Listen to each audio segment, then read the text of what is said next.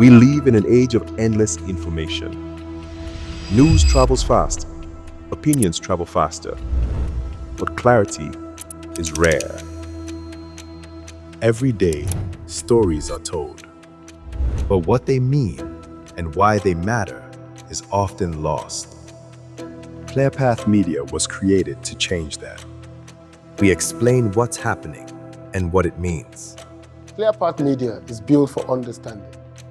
In a time when information is instant, but clarity is scarce, serious explanation has become rare. We exist to restore it. If you're tired of headlines without depth and conversations without substance, then welcome to the right place. This is not just a media channel. It is a platform for insight, a space for informed thinking, a clearer way to understand Africa. ClearPath Media. Africa Explained.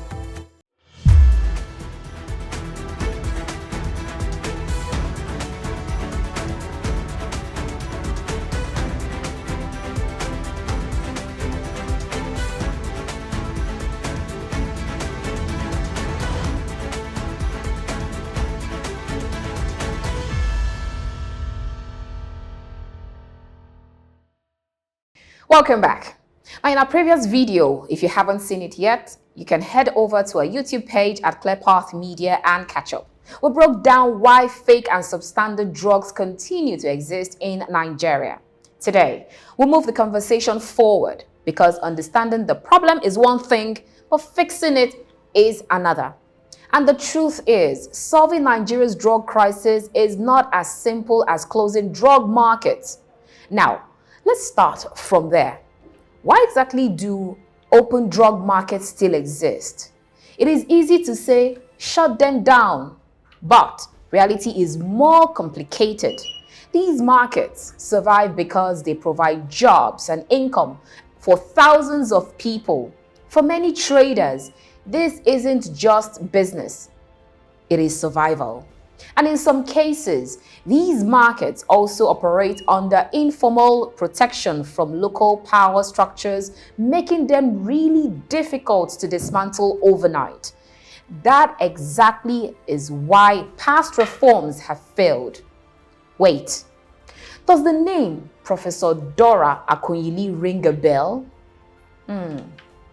One of Nigeria, the world's greatest of all time. May God continue to bless her soul. Amen.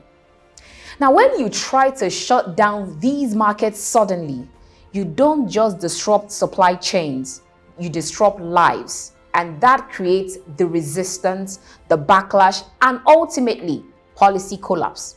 So, the issue isn't about ignorance. It is how exactly reforms are handled. Now, let us step back and look at what other countries are doing right. Across the world, there are working models. In the European Union, drug safety is enforced through strict track and trace systems, licensed warehouse wholesalers, and even tamper-proof packaging that makes diversion very difficult. I'm sure you must have gotten some drugs, and when you check, you see a tamper-proof stipple or sign, or even the foil right there asking you to scratch to be sure that they are original and not fake drug.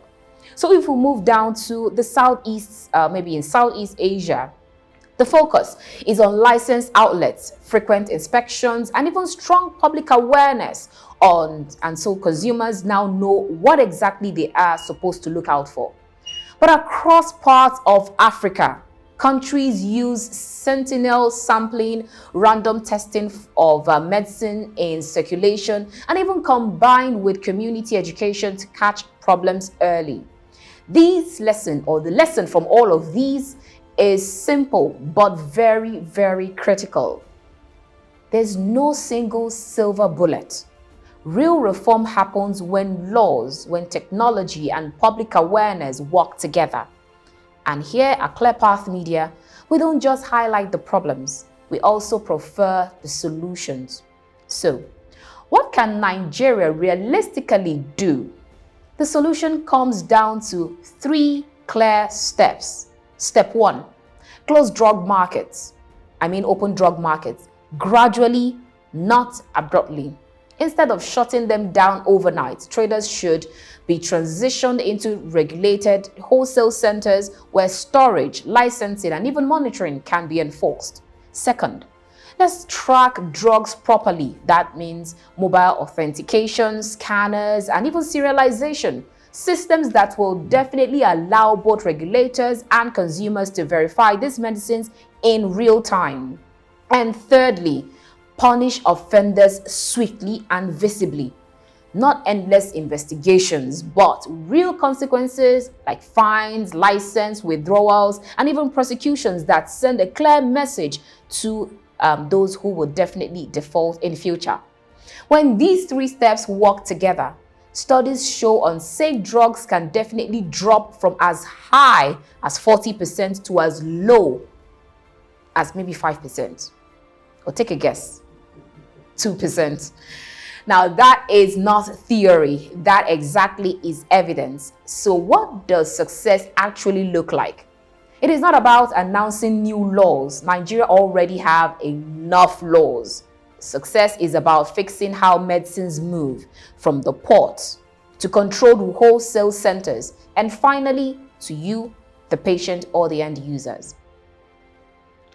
It should be tracked, regulated, accountable, and that is how trust can be rebuilt. Now let me ask you, do you think Nigeria can finally close these markets or open drug markets and do it the right way?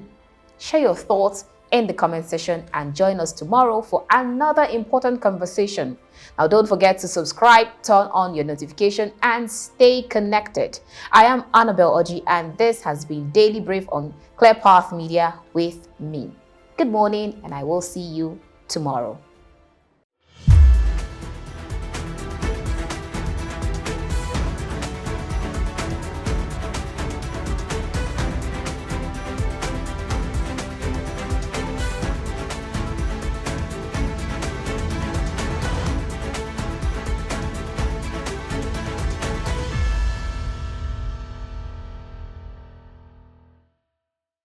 We live in an age of endless information.